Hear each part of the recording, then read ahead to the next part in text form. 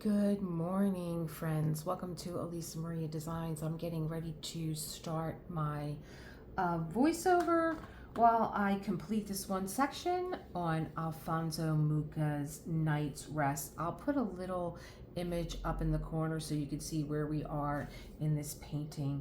I just got done filming a tutorial on making a diamond painting journal that I'm going to put on Buy Me a Coffee. And I'm so happy that'll be my first video to finally get something on that channel for everyone to watch if you're interested. And okay, here we go. Alphonse Mucha's Night's Rest.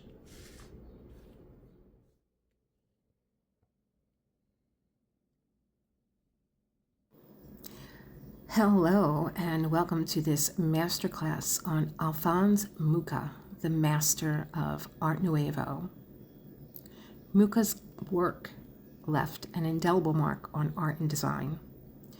He was characterized by the intricate details and the flowing lines and just these portraits that he would do of ethereal beauty. In this masterclass, we will explore Mucha's life, his unique artistic style, and his most notable works. This masterclass will consist roughly between 6 or 7 lessons, and this canvas that I'm working on is also part of Summer with the Masters 2024. So every Saturday you'll be able to get an update on where I am in this canvas. And Summer with the Masters runs between June 1st and July 31st. So I'm trying to move along with that timing. So there'll be 6 or 7 lessons. So this lesson 1, will focus on Mucha's early years, his background, and his education.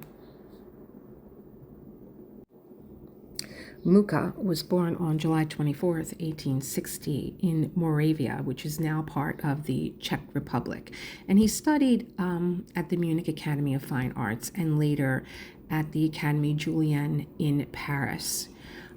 Initially, he worked as a decorative painter and an illustrator for magazines. That's kind of like the bullet points of where I wanted to go and what I wanted to cover with his background and education. He was a Czech painter. He was also a graphic artist. He was best known for his distinctive Art Nouveau style.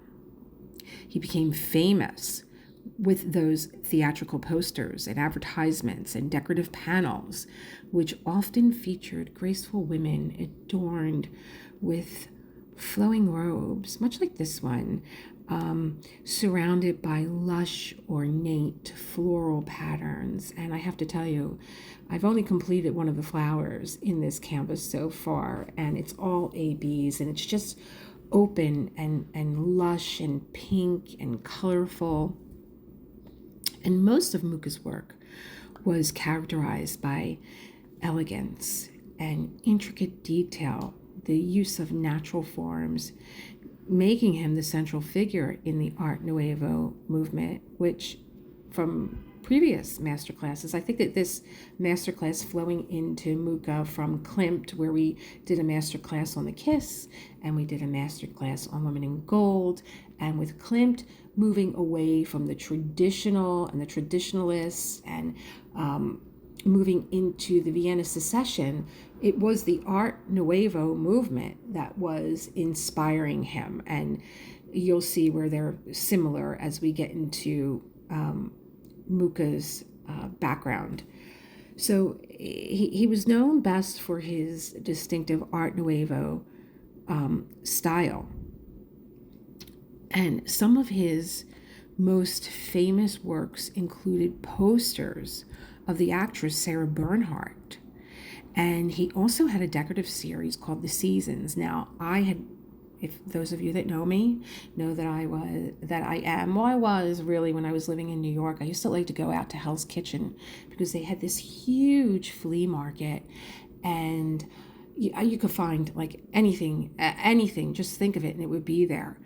And I picked up 4 of these panels that were on glass, painted on glass with a wood frame, and I put them in my restaurant, and they were Mucha's 4 Seasons. Now, one of them got lost. I don't know what happened to it.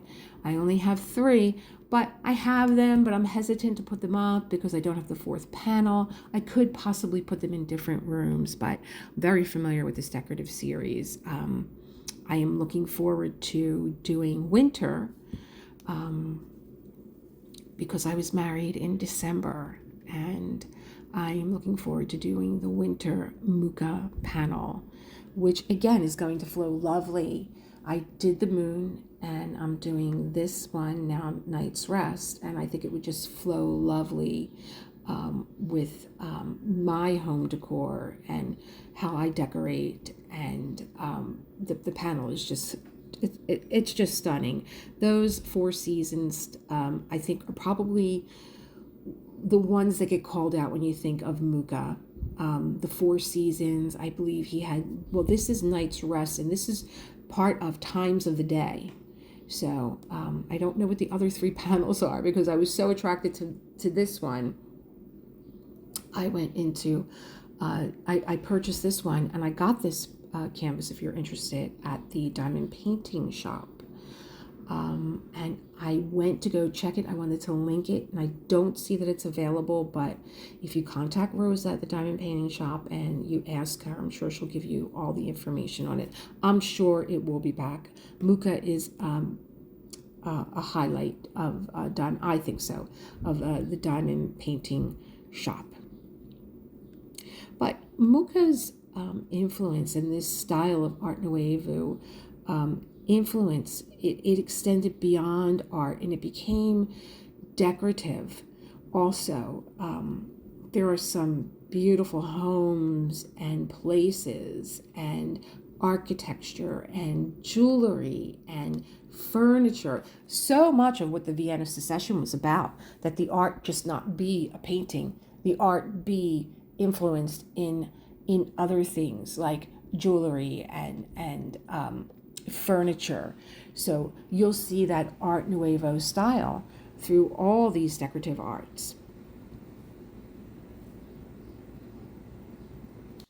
So I am just watching myself here for a second. I picked up some pink ABs. I think there's 2 pink ABs, and they are all part of the flower section in this painting. And if you're wondering what I was doing with that spray bottle, I usually have on my desk wipes, like they could be baby wipes or glass wipes, you know, those little ones that come to a pop-up container.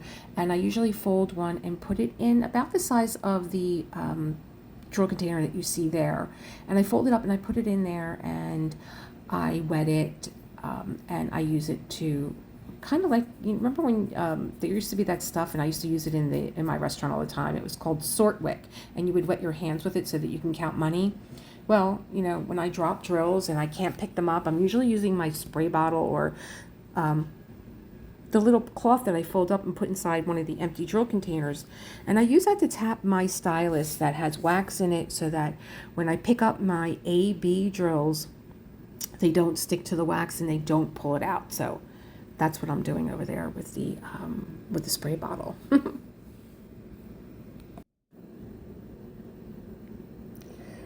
So Alphonse Mucha, he was born in the late 1800s, 1860, in a small town, as I stated, which was part of the Czech Republic. And his father was a court usher, and his mother came from a family of peasants. And much of his early life was marked by modest means, but with a rich cultural heritage, which of course laid the foundation and influenced his later artistic endeavors. While I was doing my research for this masterclass on Mucha, there were a lot of similarities between himself and Gustav Klimt, and they were contemporaries. They were both prominent figures of the Art Nouveau movement, and while there was no definitive evidence that I could find of a close relationship, they moved in the same artistic circles and would have been aware of each other's work. They both were active in Vienna around the same time in the late 19th and early 20th centuries, and their works were featured in similar exhibitions and were part of the broader cultural scene that included the Vienna Secession and art movement, as we've learned in the masterclass on Klimt that Klimt co-founded. And while Mucha did not officially join the Vienna Secession, which I was so surprised, he was associated with the movement through his involvement in the Art Nouveau style, which was integral to the secession's aesthetic. From a young age, Mucha displayed a keen interest in drawing and music, much like Klimt, and his talent was recognized early, and he was encouraged to pursue his artistic inclinations. He attended grammar school in Brno, where he sang in the choir at the Cathedral of St. Peter and Paul. And this exposure to religious art and architecture had a lasting impact on his aesthetic sensibilities. Much like Klimt, when Klimt traveled out to Rome and he looked at the cathedrals, he was intensely influenced by the mosaics and the portraits and the gold, and both men have so many similarities that I was again surprised that there was not a close relationship between the two of them.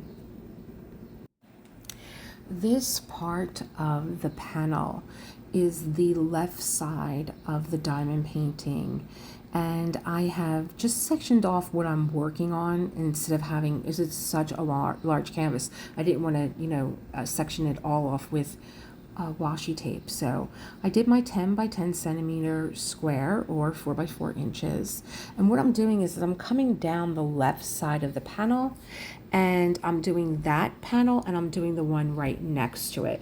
So that first panel on the left is, I wouldn't say it's heavy confetti, but there's 20 different drill changes there.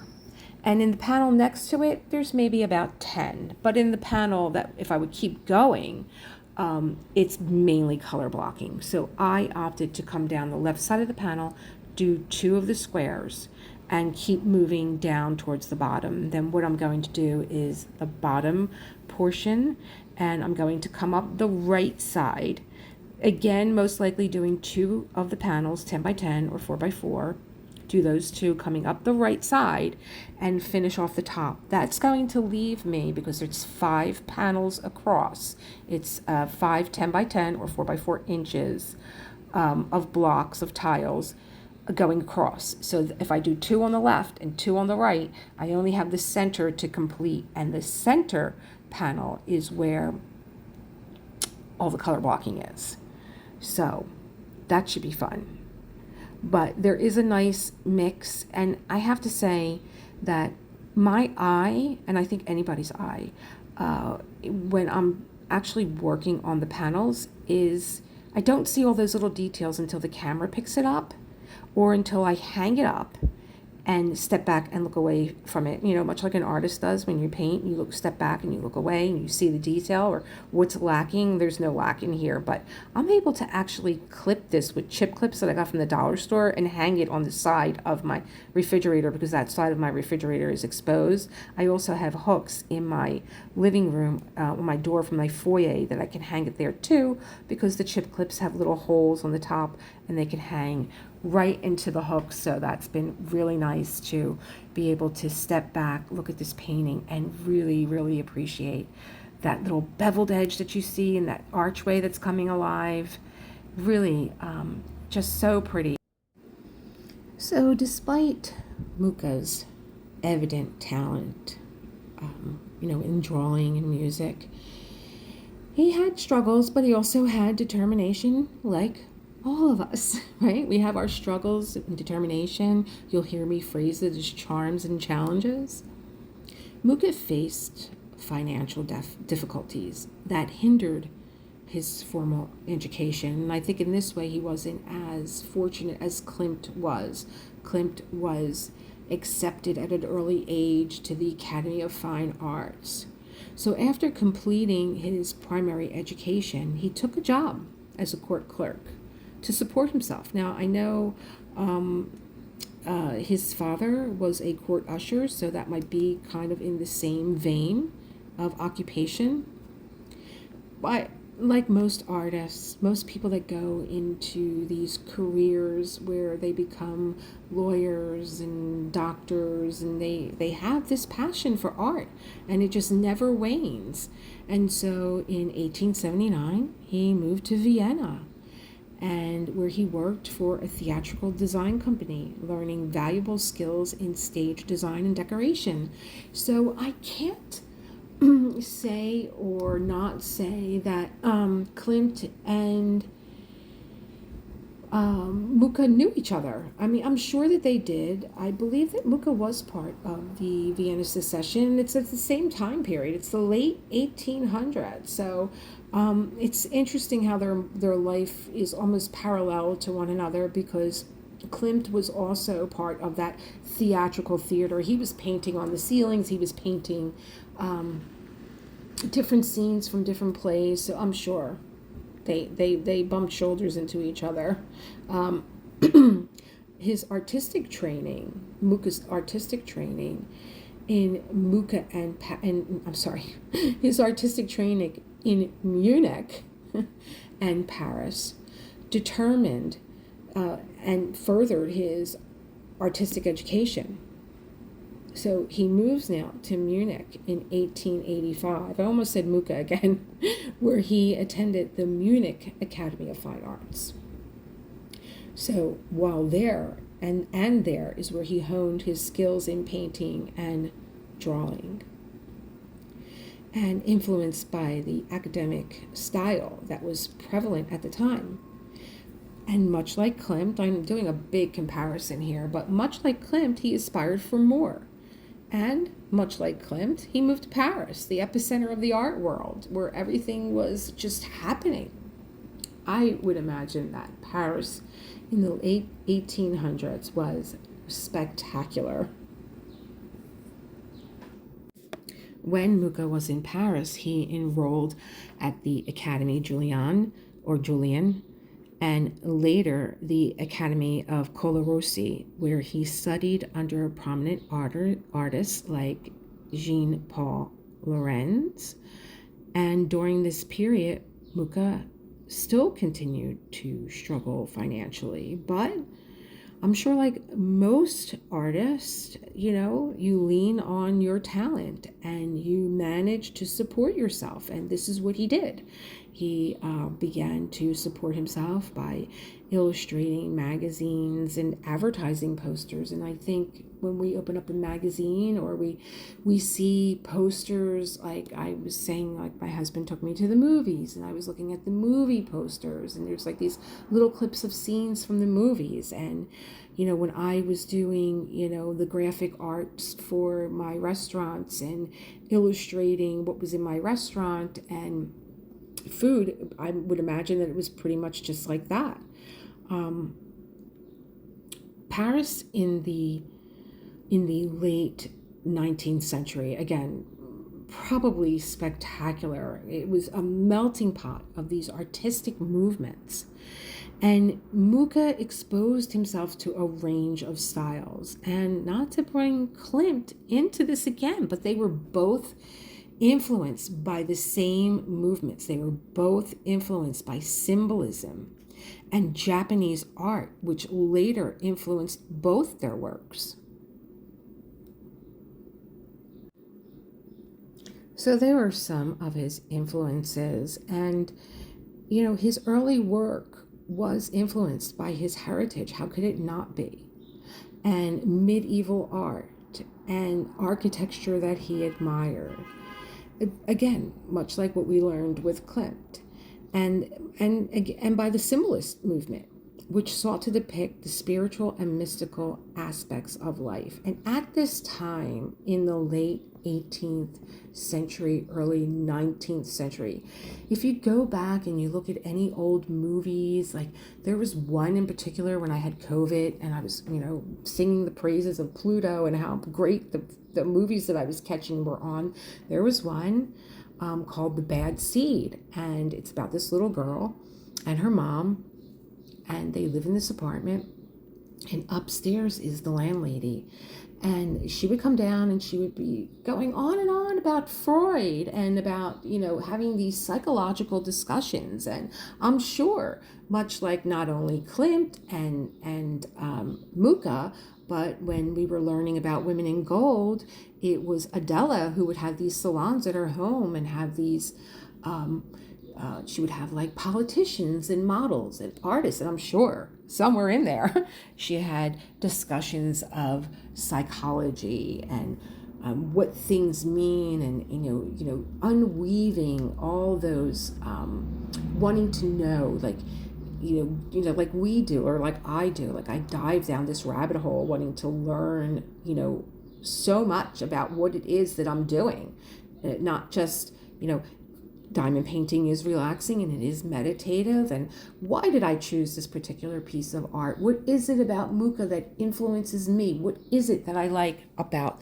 this painting? Is it the color palette?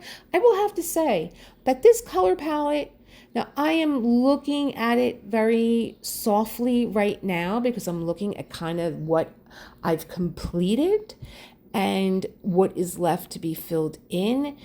Is the pastel palette me? Not really. I go for more richer jewel tone palettes. But it's the peaceful, graceful elegance of this panel that I love. And probably something that I long for. Because we all get to that age. I'm like, oh, please let me be 21 for one more day where I just slept until 2:00 in the afternoon and got ready to go out again on the weekends.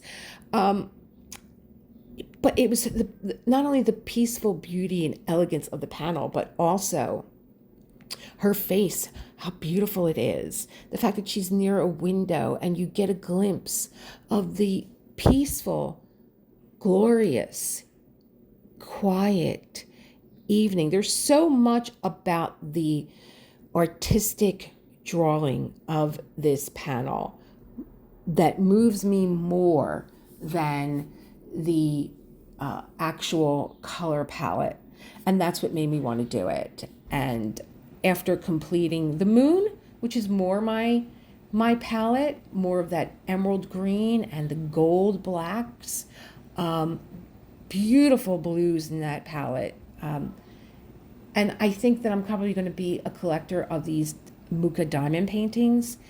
So that's what moves me. I could only imagine at the time in late 18th century, early 19th century Paris, deciphering and using symbolism in your artwork and being exposed to other cultures outside of this medieval art. And Klimt and Mucha were both painting portraits from theaters, and now they're diving more into the mystic, more into the Roman and Greek mythologies that are influencing. I find it all so exciting because I love to learn what moves someone to create and what they are creating and where they are creating and how they are creating, and the world that they are creating around them is an energy. It's a vibrancy that pulls more of that world to them, which is why I always say to you, create the world that you want to live in. Create what you want in your world, and you will vibrate at that level, and you will bring it closer to you. The cultural and artistic melting pot of Paris, combined with his formal training and personal experience, laid the foundation for Mucha's distinctive style. These were his formative years. And Mucha's formative years were characterized by perseverance and a deep connection to his cultural roots and an unwavering dedication to his craft. I mean, your mom is a peasant, your father is a court usher, and you go and work as a court clerk, which I'm sure was a very secure, paid him, he got compensated for his work, whereas like to just turn your back and say, I have a calling, and I need to hone what is inside of me, and how grateful I am to him that he did follow the beating of his heart and continues to influence us. I mean, I have so many architectural styles in my head, but I want to save one that I'm sure you may be all aware of, but I'm going to save one for one of our later lessons that is just magnificent. So I'm so grateful that that his beauty and his art continue today, and he's influenced and inspired so many people, whether it's jewelry or furniture or architecture, buildings. I can't even find the words for how much it moves me to be a part of the beauty that he created. These elements, I mean, they've later manifested into iconic Art Nouveau works of art, and justly so, making him one of the most celebrated artists, not only of his time, but continuing time, going forward through the ages. It's just so wonderful. I see myself tapping my fingers here. What am I up to? What am I up to in here, over here?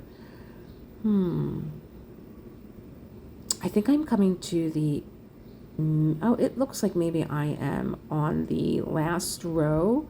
Yep, I see. I'm trying to pull a panel back that I think I just cut off, which was funny. That last row, and then I think we're going to take a pull back and we're going to look at pretty much the entire piece. But I want to give you an idea of what's going to be coming up next week, and that is the emergence and the development of the Art Nouveau style and the Art Nouveau movement, and maybe a little art that you would like to try on your own outside of your Mucha canvas. If you are working on a Mucha canvas, maybe you're not working on a Mucha canvas. Maybe you'd say, well, what's a kind of exercise that I can do that would inspire me to create something and learn a little bit more about Mucha. Well, I would say to research a brief biography on Mucha's life and focus on his formative years and influences, but I already covered that for you. So I think maybe in lesson 2, you guys know me, I'm always kind of flowing, going with this flow, and I'm so pumped up from all of this. I think maybe in exercise 2, we can kind of create something with our hands that will be an influence of Mucha's art. I can put that on Buy Me a Coffee. I haven't put that first video up yet, so look out for it. So I am getting ready to give you a view of what I worked on. I'm just cleaning up my desk a little bit, and I'll be coming back on camera with a closing.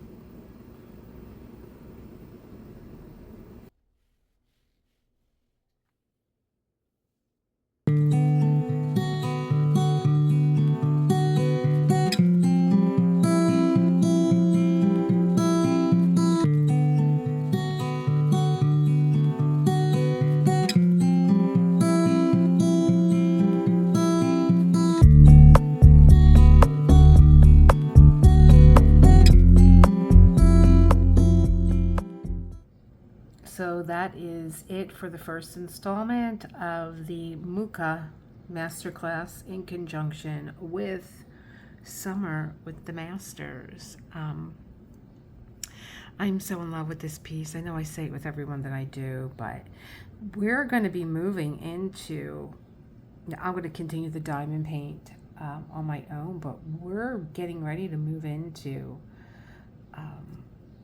her head, the top of her face. Yeah, because once I do this part, which is basically just a bunch of color blocking, there were so many colors in this one block.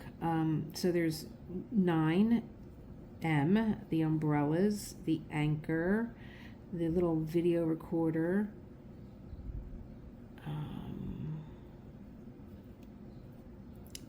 couple of those musical notes and stars and arrows. That's 8. Here's R, that's 9. What is this? This is a new one, another arrow going that way. So there's 10 colors in here. That's very doable. But it's date night tonight. And I'm going. I'm going. One of our favorite places, Longolo in Philadelphia. If you're in South Philly, ask for John, not my hubby, John the owner. And, you know, he is so personable and such a great guy. And the food is just so... I have been starving all day in anticipation of our date night dinner. Okay, guys, I will see you in the next one.